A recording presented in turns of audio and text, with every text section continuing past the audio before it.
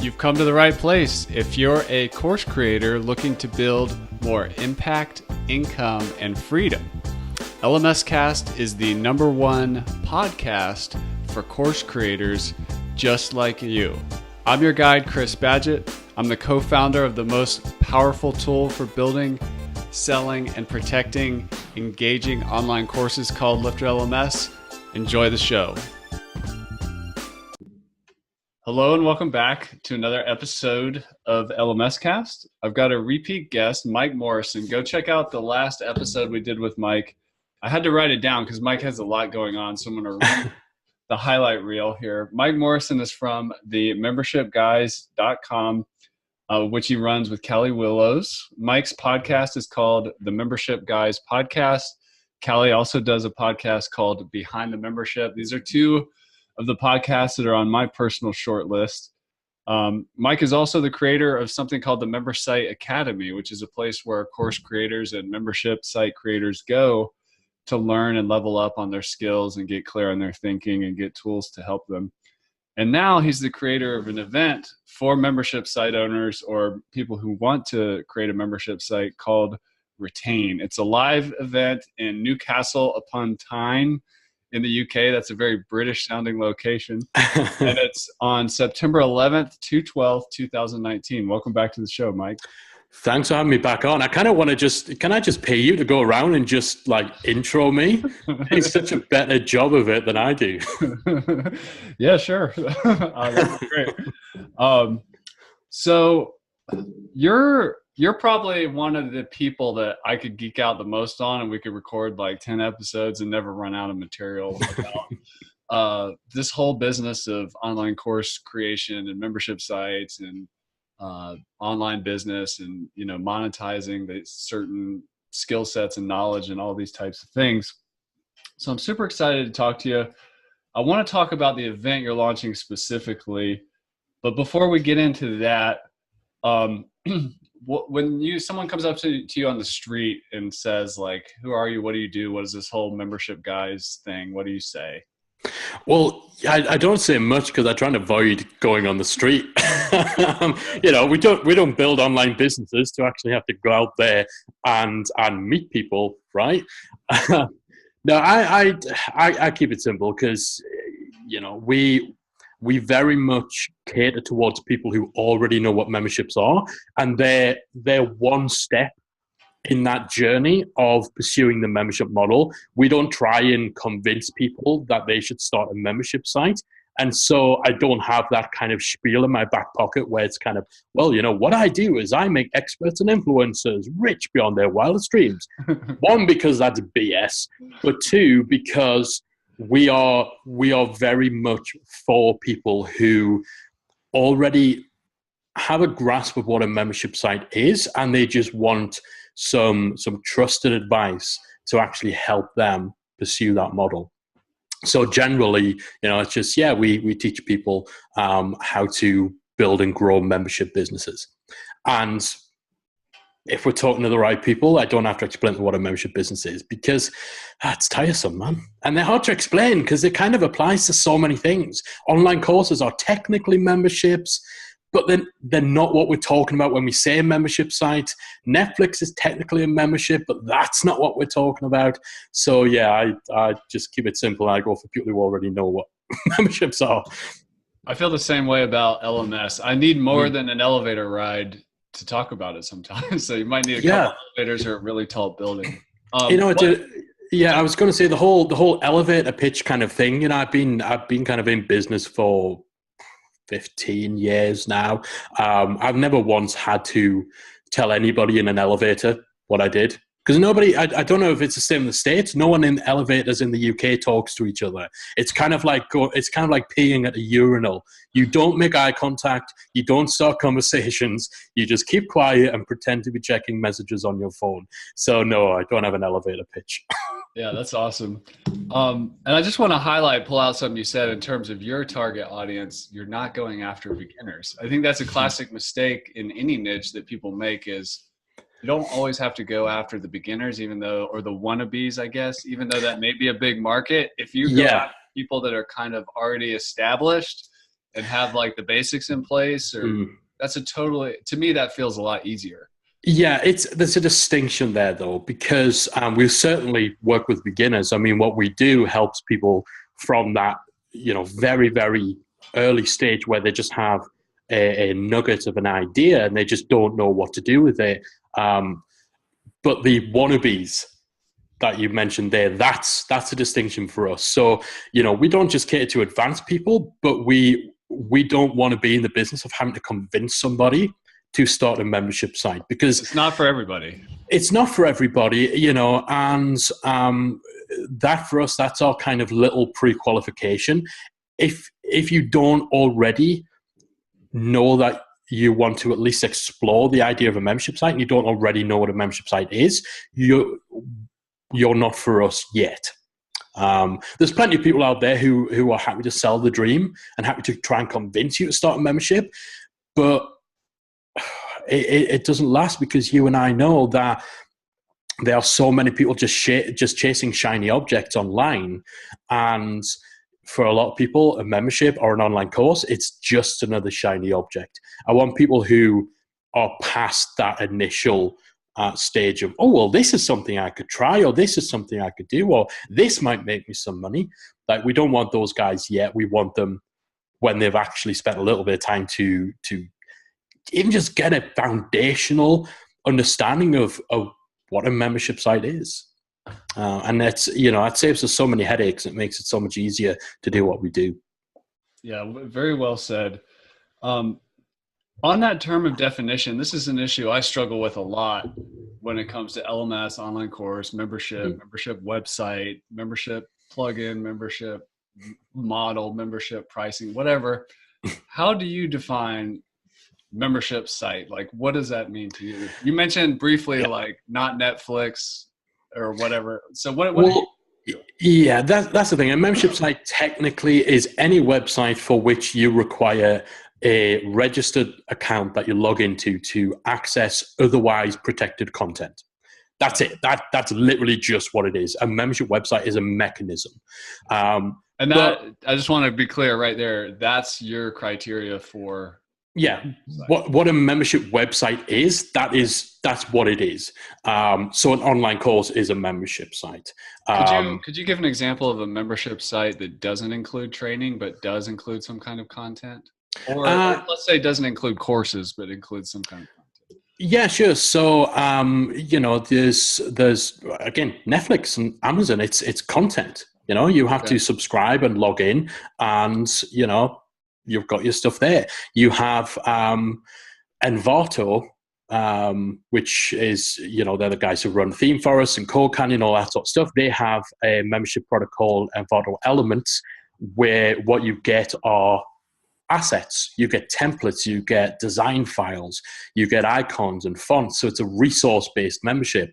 I think they do have some training content tucked away in a section, but that's not what people join for. So it's basically anything where you need an account in order to access content that otherwise isn't freely available.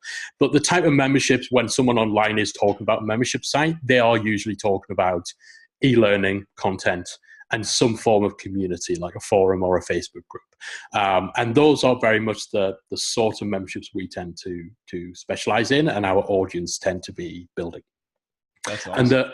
And for us, the distinction between, again, we say memberships and online courses are quite often used interchangeably. I think the main thing that differentiates them is just the commitment level. Online courses usually done, it's a finished product, you pay once, and you get access to that, and there's no end date, there's no recurring element.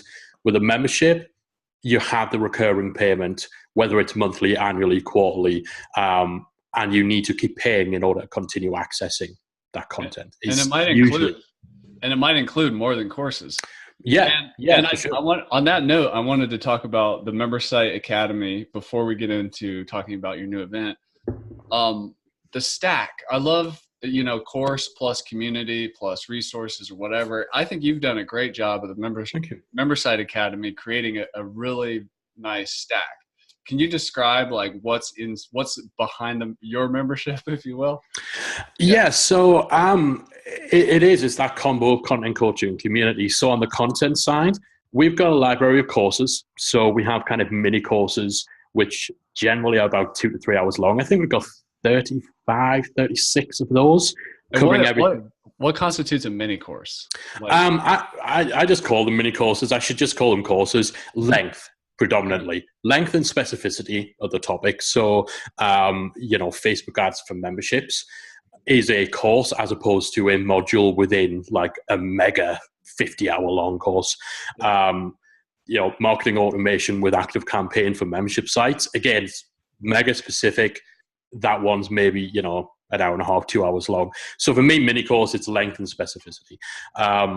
So we've got about 30, 35, 36 of those, some shorter, some longer. We've got a library of kind of quick win tutorials. So those are like 10 to 15 minute, hyper specific, usually very technical, kind of quick fix. So in the tutorials, are those like kind of on a page or a blog post, or what is it? They're in a library. So we have, our library kind of divides into, it's very much laid out a bit like Netflix now. It divides into our growth lab, which is for people who have memberships already. And so we have a selection of courses on retention, on onboarding, member engagement, content strategy, audience building, all those key things that you need to know to grow and scale your membership. We've also got the Tech Vault. That's where we've got step-by-step walkthrough plugins step-by-step walkthrough courses on pretty much all the major WordPress-based membership plugins, a few membership platforms, LMS systems, themes, and stuff like that. So that's just one repository library with, all the tech stuff you're going to need. Those are tutorials, not mini courses? Okay. Those are again 90-minute to 2 hour long, step by step. This is installing and setting it up. This is connecting it to your email provider. This is connecting it to your payment provider. This is how you protect content and all that sort of stuff. And then we've kind of got our centerpiece, which is the membership roadmap, and that is effectively our signature course, I suppose, for people who are at the beginning stage. And it takes them all the way through to having a membership fully built, launched, and up and running. So it kind of takes people through to like their first 6 to 12 months of their membership. So in our language that we use on this podcast, we would call that a learn and process course. So that roadmap is like a complete process, and you take people all the way. Yeah, exactly. And because I'm a reformed web designer and developer, it's all quite nicely rigged up, and we've got a nice kind of almost gamified layout and stuff like that, and it's pretty funky, it's pretty cool, and it's really in depth into that whole process without being overly bloated. So it's quite a prescriptive start to finish course. And then we've got the community. We do live Q&A calls. We've got a lot of stuff, man. Yeah, that's awesome. The community, is that a private Facebook group? It's a forum. We use IPBoard. IPBoard. Yeah. Oh. I'm not a big fan of Facebook groups for paid communities for reasons which would extend the length of this podcast by several hours. I love them as part of your audience building. Yeah. Part of your funnel and sales process. Free Facebook groups are awesome, but when people are paying for it, there's a lot of drawbacks with using a Facebook group versus using forum software. We use IPBoard. IPBoard is, when it comes to forum software, IPBoard is like legit. It's the best one I've ever used, and I've been using forums since the late 90s. It's really cool. It's quite active. Quick question with my tech hat on. I believe I heard from you on one of your episodes, you have is there like a single sign-on WordPress to IPBoard kind of thing? There is, yeah. So, obviously IPBoard, for anyone who's not come across it, it's not a WordPress plugin. It's a completely separate standalone piece of software. So you need a little bridging software. It's a SSO plugin that you can purchase from the IPBoard marketplace. It's about $79. And that just means that when people sign into your WordPress site, because that'll be the main place you send people, that's where the dashboard is, that's where they pay and sign up and all that sort of stuff, they automatically get logged in to IPBoard. So it's as seamless as it can possibly be when you're running, two completely separate standalone pieces of software. So it just automates account creation and automatically logs people in and out and all that sort of stuff. And you said coaching calls, right? Was that weekly or monthly? Yeah, we do 2 weekly member Q&A calls. So these are ones where all of our members can turn up and ask us questions. They can send us questions in advance, and we just spend an hour or two just going through those questions. Is that are you using, what software are you using to run the Q&A? We're currently for about 3 years we used Google Hangouts. And then embedded them onto the website. We wanted to make this as frictionless as possible. So they're inside, they're still inside. They're inside, yeah. So they log into the membership, and there's a page on which we had the live stream video embedded alongside chat roll. So we use chat roll for the little chat room. So they're side by side, so it kind of it looks a little more seamless. And it just means they don't have to download any software. Because I always hated the idea that if you wanted members to come along to like a member webinar, they'd have to then go and register for a GoToWebinar session. It's like, but dude, you're already registered. You've got my name and email address. Why do I have to give it again every single time I want to come to this Q&A call? And I've got to download this software, and it just sucks. So we really wanted to make this as easy and seamless as possible. So we used Google Hangouts for a long time. The major problem with that is the quality sucked. The streaming quality was just rubbish. But it was, it was good enough for a Q&A call. But we recently upgraded to Vimeo live streaming. So Vimeo brought out a live streaming option about a year ago. We switched over maybe 3 or 4 months ago, and the quality is just pristine. And yes, and again, the key thing, you can embed that live stream into a website, and that's very important for us. That's cool. That's good to hear about the Vimeo Live, which is, bigger. For those of you who are familiar with Vimeo Pro, this is another step up. It's not cheap, and especially if you're from the north of England, where I'm from, where we're a little bit tight and we don't like paying lots of money for stuff. It's definitely not cheap, but it's worth it. The main factor for us. So we used to do the Q&A calls. It was essentially just be a couple of slides on the screen. So we kind of do some housekeeping, some updates on what's going on in the academy, some member wins and stuff. So we just kind of had a screen share up on screen with kind of, for the member wins bit, we just have a little graphics in member wins and stuff like that. So it didn't really matter that the streaming quality was poor, because there wasn't that much detail on what was being shown on screen. But several months back, we figured, that it would be so much better if we actually get on camera. And because of that, we had to upgrade. We had to get a much better streaming solution, because it was just such poor quality.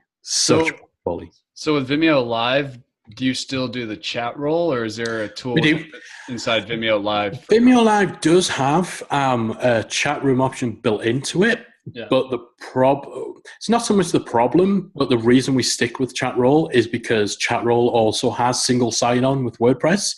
So if you come along to a chat to one of the live sessions and you type in the chat room, it's already got your name and stuff in there. You don't have to do anything extra. Whereas with the Vimeo one, you did.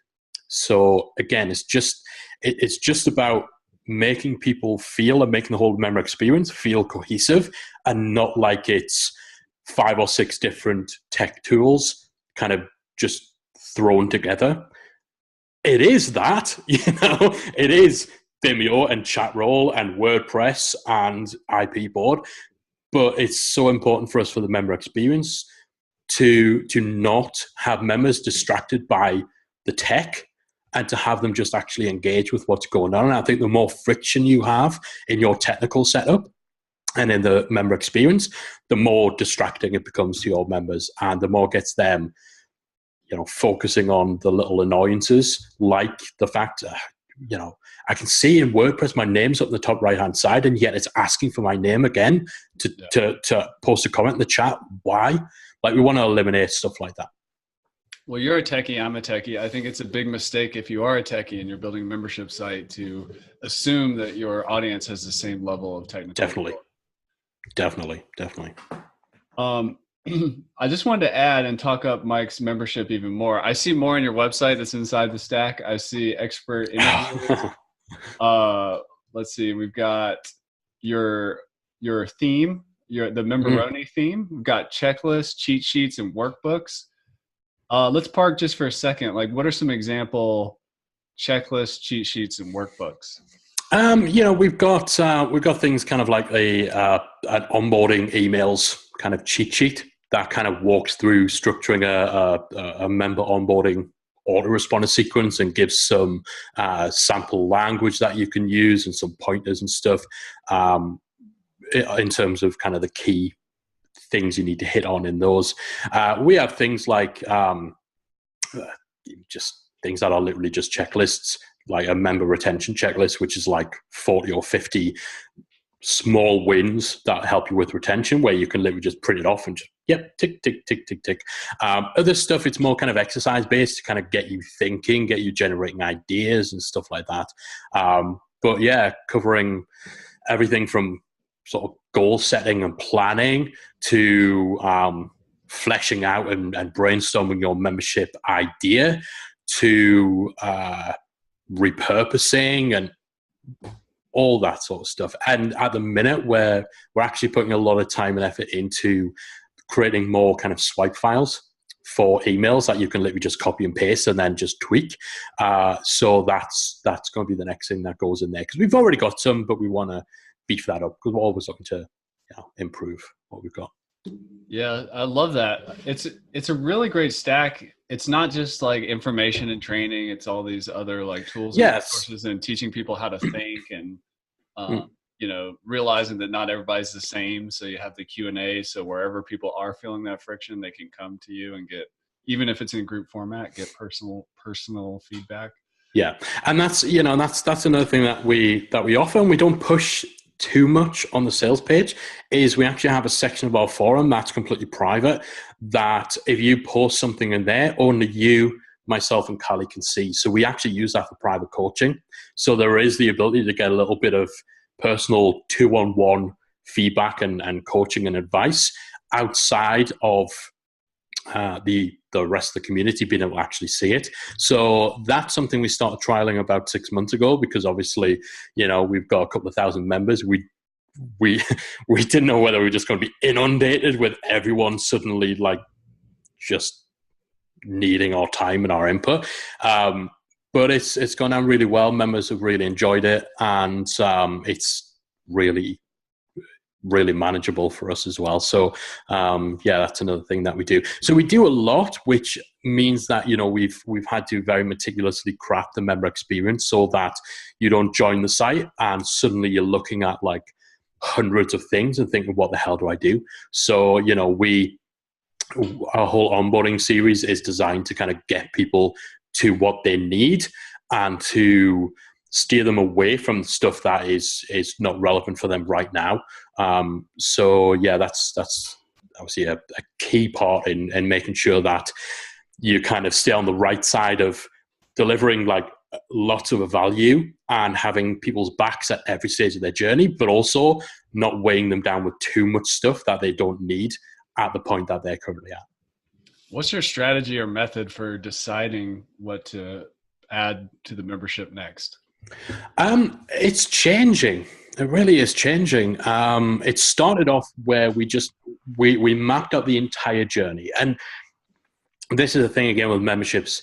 So many people focus on just that beginning part where the journey is getting a membership up and running. We want people with us for decades, So we have to think. I like to say the launch is the starting line, not the finish line. It is. That's it's absolutely true. And so we kind of had to think about, okay, if someone who's had a membership for 10 years, what do they need? So we've had to kind of envision that entire journey, and obviously our own experience of working with clients has helped us greatly with that. And so to begin with, it was largely just about covering all aspects of that journey and covering all the bases. and, filling in any gaps and stuff like that. It's changing a bit, really, because as far as content goes, we've got pretty much everything covered. So we regularly kind of audit that content. So there's a lot about keeping it up to date, but also we ask members what they want. Is there anything they want us to go deeper into? Is there anything we actually haven't covered or we haven't thought of? So we regularly poll our members. We encourage them to suggest courses and content and stuff like that. And we use that as kind of our guiding star for what content that we're going to create. But our focus has really, within the last 12 months, has shifted to be more about the community and the coaching side of things. So like I said, the stepping things up on the Q&As, getting on camera, adding that personal presence and that personal touch, which makes the calls a lot more fun. Like, they are so much more fun, and the energy in the chat room, if there is such a thing, is better. People are talking more, they're asking more questions, more people are coming. So again, it's not content, it's the community and coaching side, but that's really stepping up. And then things like the private coaching as well is stepping up. So we're very much into that stage of community and coaching. What more can we do on that? But also on the content side, it's more of a refinement than, okay, well, what's, next month's topic is this and next month's topic is that. Because, we've been around for 3 years, more than 3 years now in the academy, adding content on a regular basis. There's only so much you can actually say, before you get to a point where you're just creating content for the sake of creating content. So I mentioned before, email swipe files.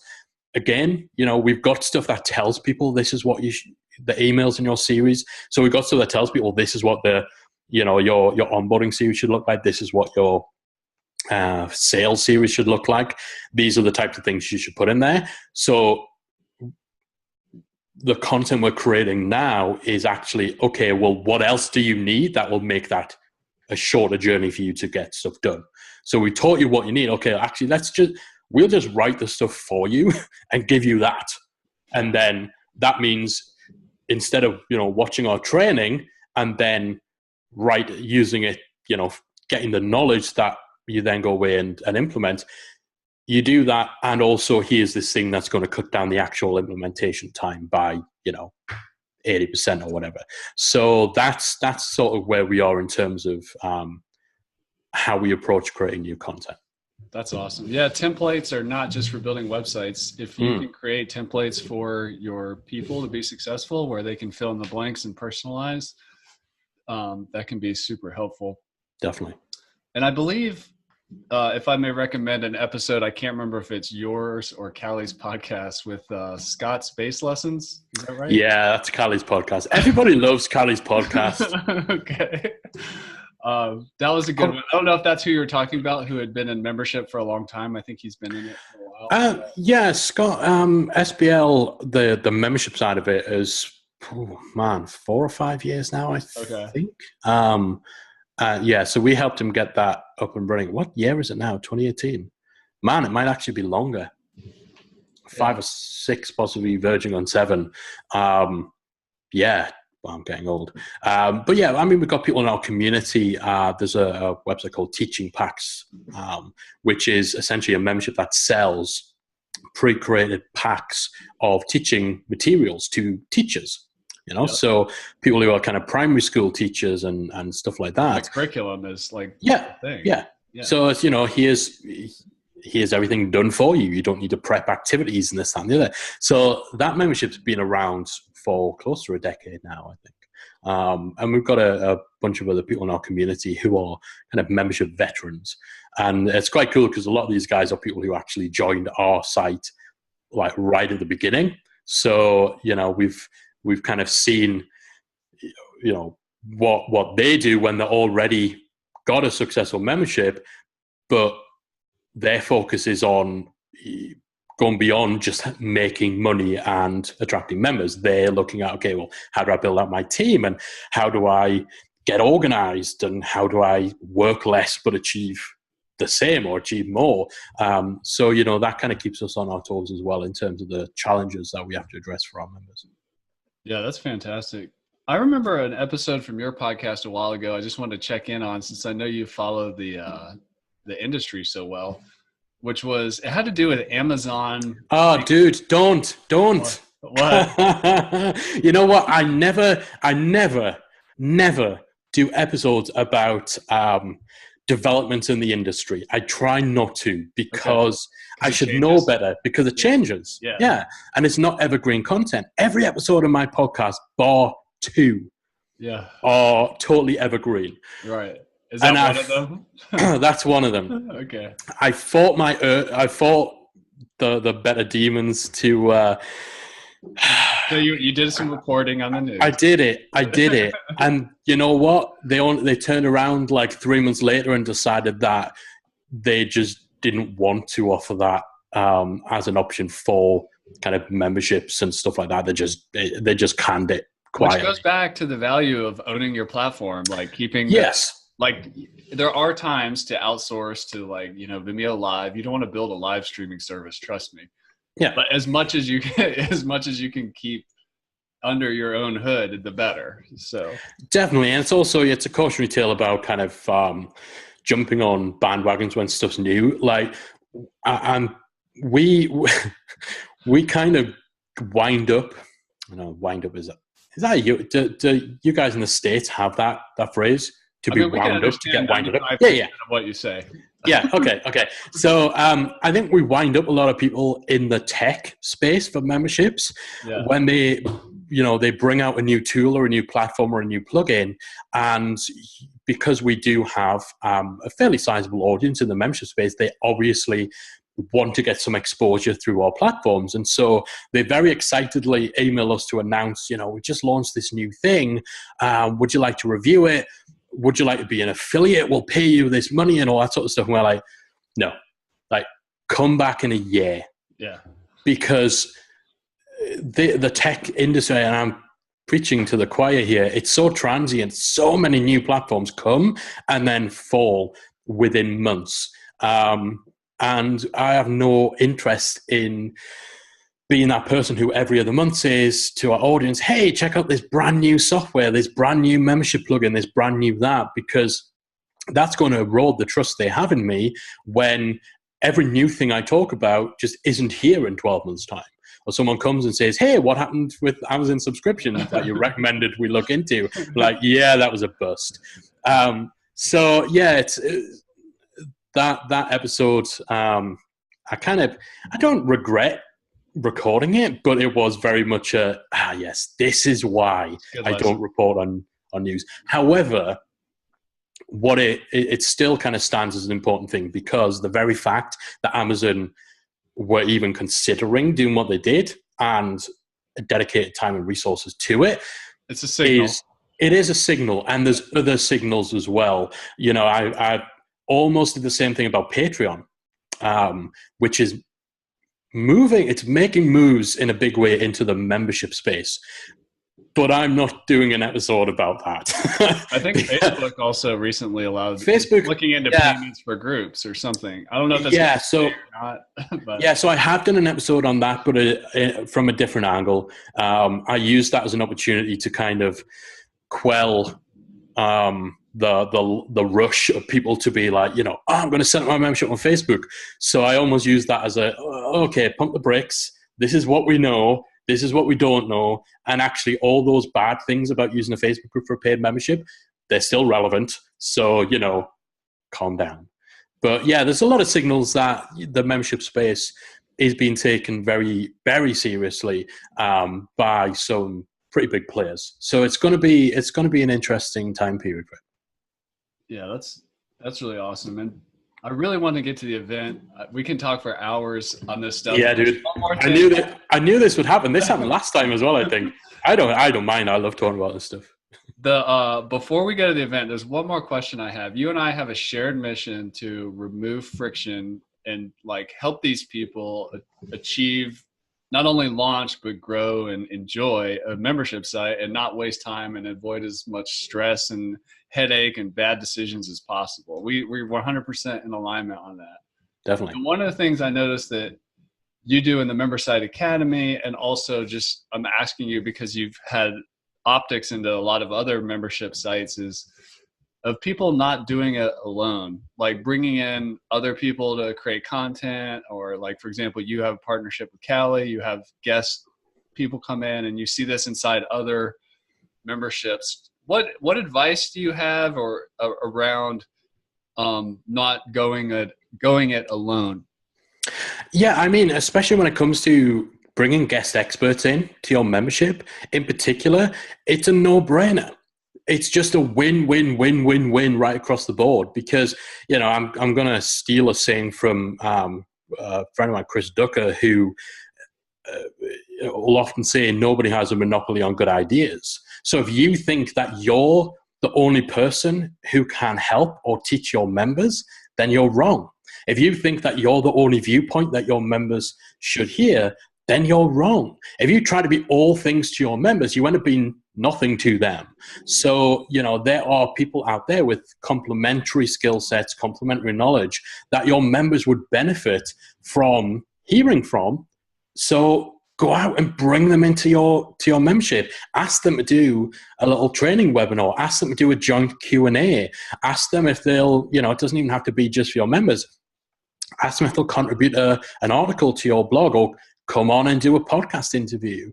You know, unless you are completely just self-interested and you are threatened by the idea that, you know, your members might think that somebody else out there has some smarts, then there's no reason to not expose them to other things that are relevant to the journey they're on or the goal they're trying to achieve.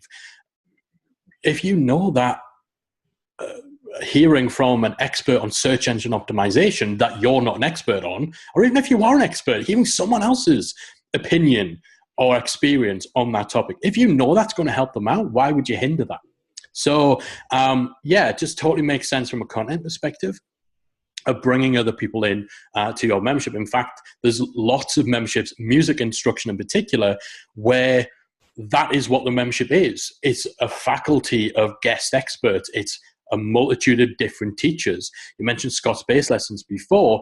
They have a faculty of some of the most respected bass educators in the world. These guys don't have their own membership site. They don't want their own membership site, but they come in and they do regular seminars and workshops for Scott's students.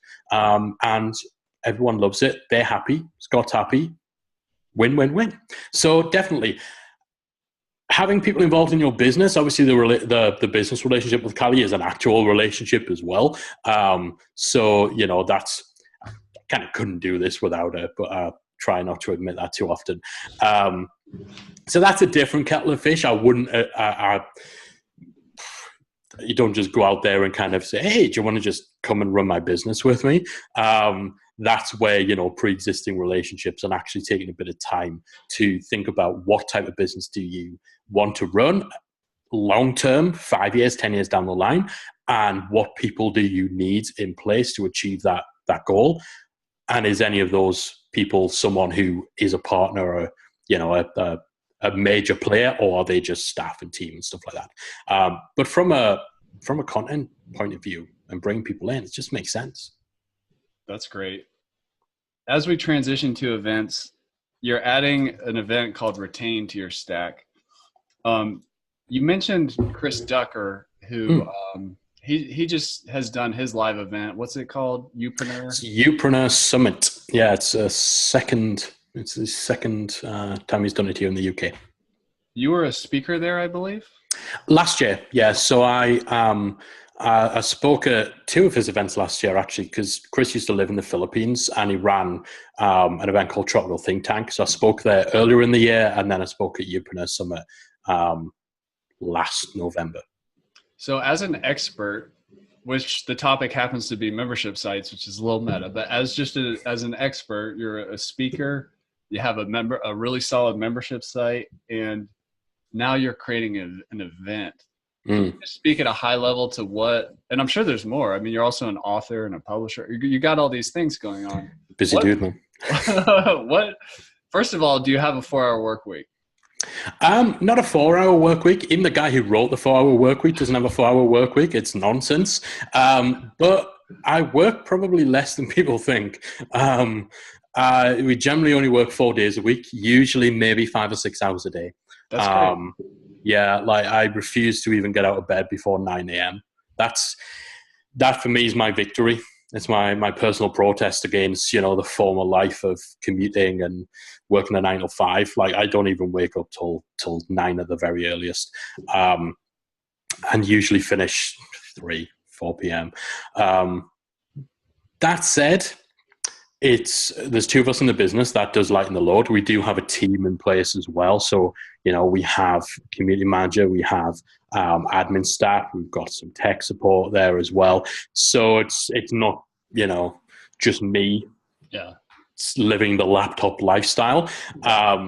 And there's a lot of stuff where technically it is work. So like checking in on the forum and replying to stuff in our member forum, like I kind of check in on that in the same way I check in on social media. I enjoy talking about memberships, so I don't think of it as work. Yeah. And I'm just kind of doing it casually, in kind of the commercial breaks when I'm watching The Walking Dead. I'll just pop up, such and such just asked this thing, I'll quickly reply.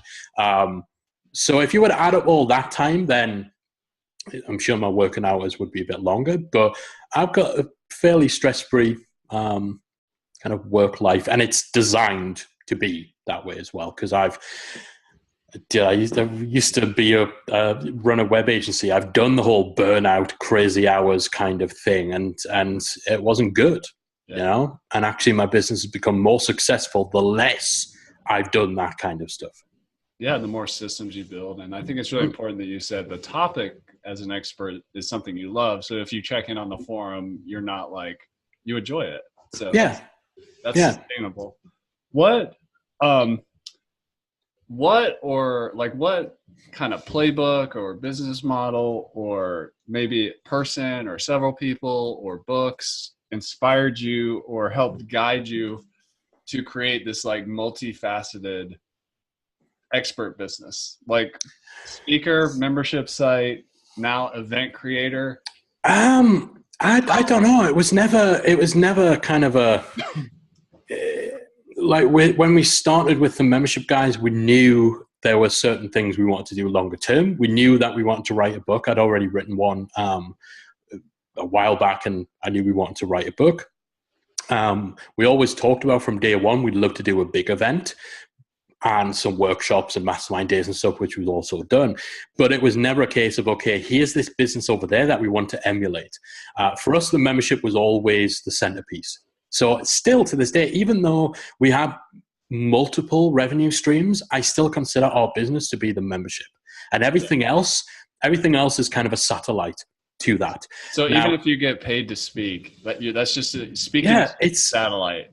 Yeah, it's bonus money. I really hate saying stuff like that because it suggests a mindset towards making money that is not for me. It's like, oh, it's just bonus money. It's gravy. But actually, I'll tell you the truth. I don't care if I get paid to speak. Yeah. I care if you've got 10 speakers and you pay all the other guys and not me.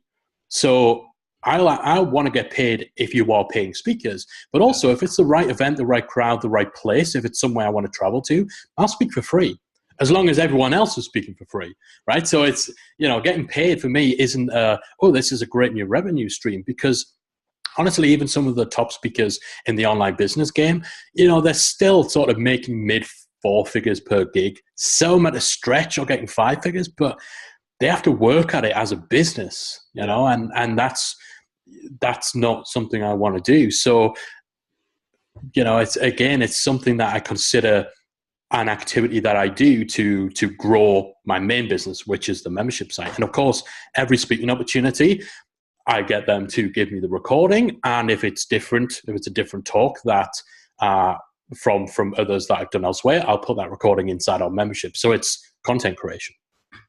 That's awesome. Well, you made it to the lightning round. All right. So since we were doing a podcast about events and we've only got about 12 minutes left, rules of engagement, I'm going to do a bunch of rapid fire questions about the event. You have 30 seconds or less for each answer. Dude. All right. So where is Retain and why did you choose that location?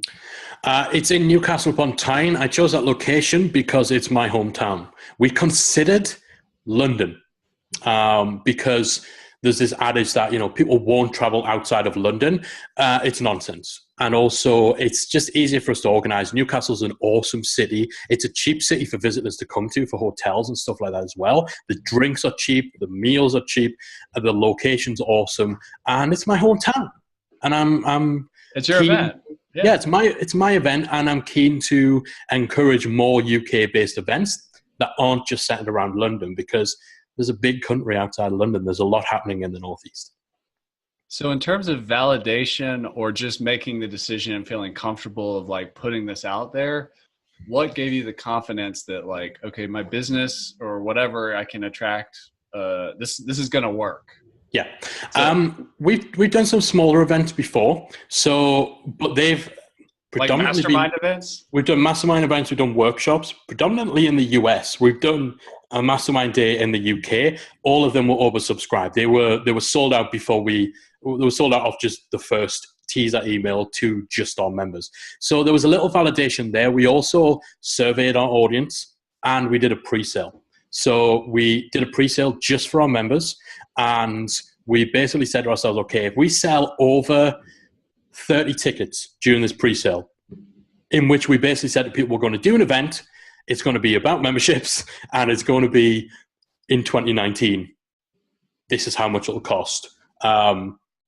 So we gave them no information, and we sold more than our target, and we kind of, that was our basis to actually do this thing.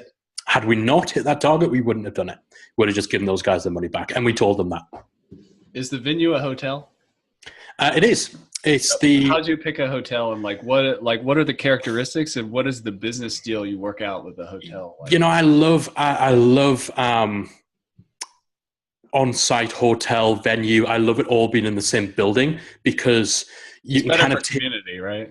It's better for community. You can kind of take over that building. It's so easy for them to just, the best stuff at conferences happens at the bar, and it happens at the little pickup meals that you have with a group of 15, 20 strangers, and you're all friends afterwards. The content's great and all that sort of stuff, but it's the socializing.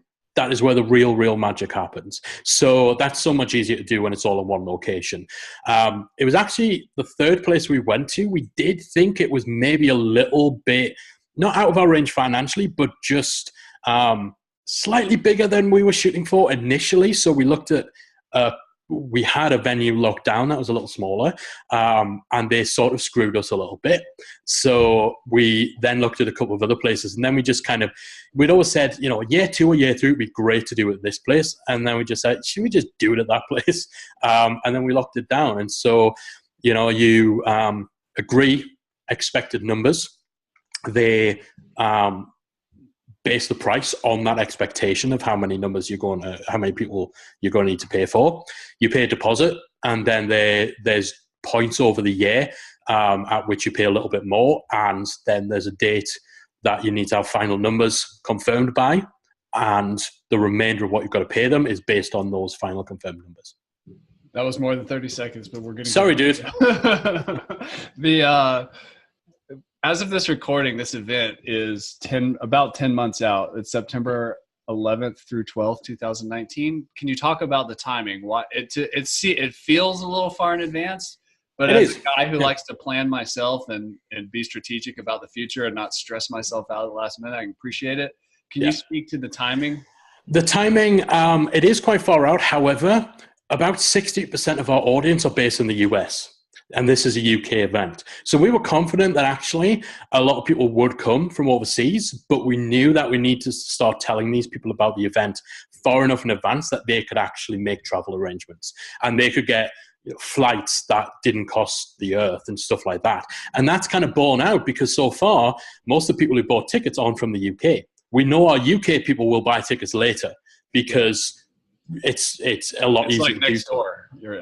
Exactly. But we've got people coming from Russia, from America, Canada, Australia, New Zealand, all over the place. And I'm confident we wouldn't have been able to do that if we didn't have as much lead-in time. And also, it's just important to be able to lock in the speakers. So a lot of our speakers, they are on the speaking circuit, and they are certain times a year that are traditionally conference season. So we needed to lock those guys down before they got booked up by other people as well. How'd you get your speakers? It's relationships predominantly. So our actual speaker choices, we have our main criteria is these need to be people who either already have memberships or they are in a key role for other membership businesses. So almost everyone on stage actually runs their own membership. The two people who don't, they are big players in other successful memberships. So that obviously narrows the field. A lot of the speakers are people we've already had relationships with or who we specifically wanted to get on stage. And so we started laying the foundations for relationships with them before we asked them to get on stage. And, you know, we've tried to obviously feature a lot of UK-based speakers as well. It's a UK event. But yeah, you know, I've been up and down the road speaking myself at events, attending events, and a lot of the relationships that I've developed there have actually led into knowing the right people to get on our stage. That's awesome. So if somebody's considering flying across the pond, whether that's from the US, Canada, South America, Australia, Africa, wherever, what can people do if around Newcastle upon Tyne, like just for fun tourist stuff? If they're like, what's near there? Newcastle is a party city. It generally is. It's where the rest of the UK comes for like bachelor weekends and stuff like that. So it's probably the smallest big city in the UK. So there's a lot of great restaurants, a lot of great bars if you just want to do that sort of thing. But also there's, you know, Newcastle was kind of the site, if you're like a history buff, for example, Newcastle was the site of a lot of the Roman developments when the Romans came into England. So there's a lot of historical stuff you can see on that front. You can see Hadrian's Wall, which for any Game of Thrones fans was the inspiration behind the wall in Game of Thrones. Emperor Hadrian built it to keep the Scottish riffraff out of England. So there's a lot of that sort of stuff. There's beaches, there's sports teams, not very good sports teams. So yeah, there's the sort of stuff you can do in cities basically, but with there's a lot of countryside, there's a lot of beautiful beaches, there's a lot of historical stuff nearby as well. Can you describe the perfect like situation or who the event is for, like the ideal attendee or retain? Who is it? The event is entirely focused on people who want to grow their membership. So this isn't somewhere where we're going to teach you the basics or we're going to teach you how to build a membership. This is for people who have a membership and they want to grow it. They want to make more money. They want to keep hold of more of their members, but they also want to scale their systems and just get better at running their membership as a business. So if you are thinking about starting a membership, you could still fill up on lots of awesome knowledge on growth strategies and stuff like that. But the ideal person is someone with a membership already who's kind of mastered the basics and now they want to step things up. That's awesome. So if this sounds like fun, go check out retainlive.com. You can also get to it from the membershipguys.com. I'm going to leave you with the last question. I'm going to give you a really hard one, or one that'll be hard to pull off in 30 seconds. Okay. If we look into the future, based on what you've seen or, you know, being in the industry, what are some maybe counterintuitive predictions or something that you see that like there's a little wave, it might be a tsunami later, like that's coming to the membership site industry, or just some kind of change that's happening in the industry? What's something that you could share with the good people? You know, I think some of the players that are circling around, I don't think Amazon are done with subscriptions. I still think at some point we will see subscriptions sold on a more mainstream, like membership subscriptions sold on more mainstream platforms. Patreon are probably going to be the biggest name that almost leads that initial charge, because they are really doubling down on memberships.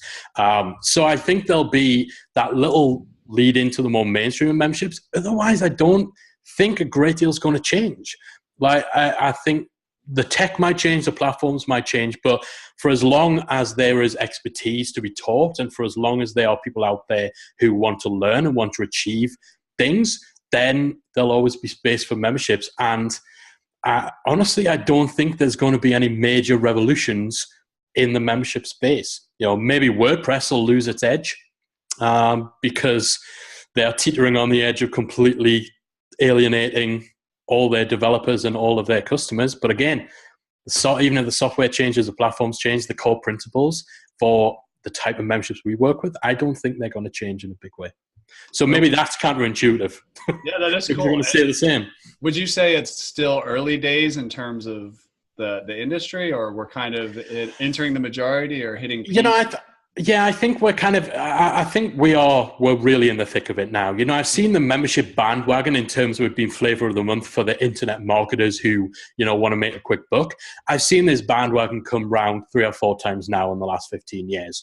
That'll continue. In 5 years' time, there'll be another guy with a $2,000 overpriced, overhyped course to sell who's getting all of his friends to shill his rubbish for them. Those people will always be there. That's never going to change. But, the core of the industry, I think, is really in full swing. The people who are running memberships as businesses, we're in the thick of it. I don't think it's the beginning.